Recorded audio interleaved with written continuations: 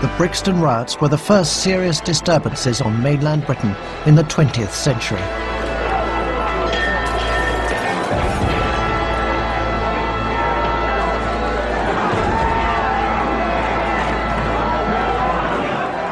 More than 300 people, mainly police officers, were injured in 3 days of chaos.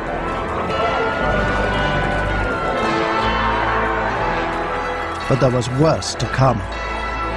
When Toxteth in Liverpool exploded a few months later with even greater fury, Powell predicted catastrophe ahead.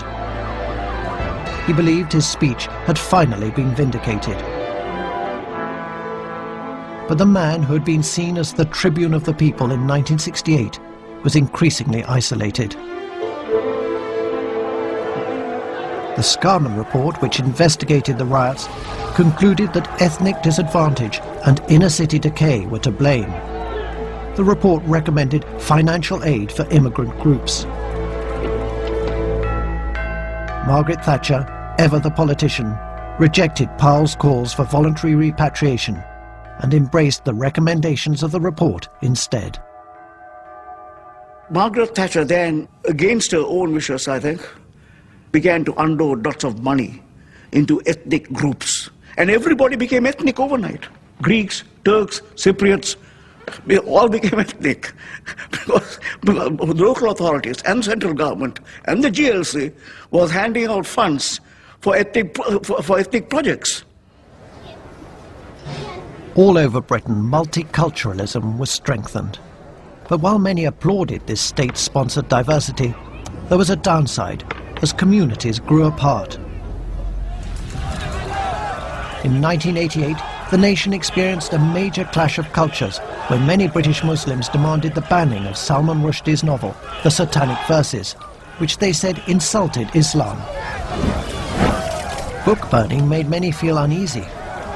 But more disturbing still was the death sentence imposed by the Iranian leader Ayatollah Khomeini.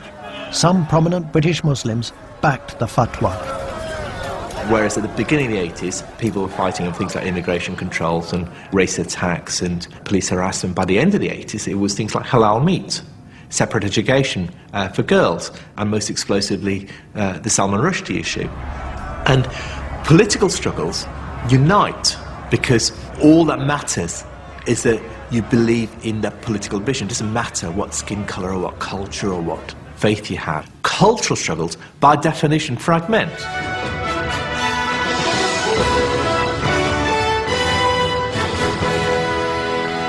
Good evening. Politicians and former colleagues have been paying tribute to Enoch Powell. His supporters viewed him as the greatest statesman of his day and a possible future Prime Minister. In 1998, Enoch Powell died. All political careers end in failure, he had once remarked. His, forever associated with the rivers of blood speech, appeared to be no exception. The strong British identity which he had championed had lost out to the multicultural vision.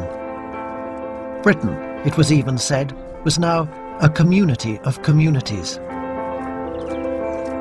But events were about to bring Powell's thinking centre stage once more.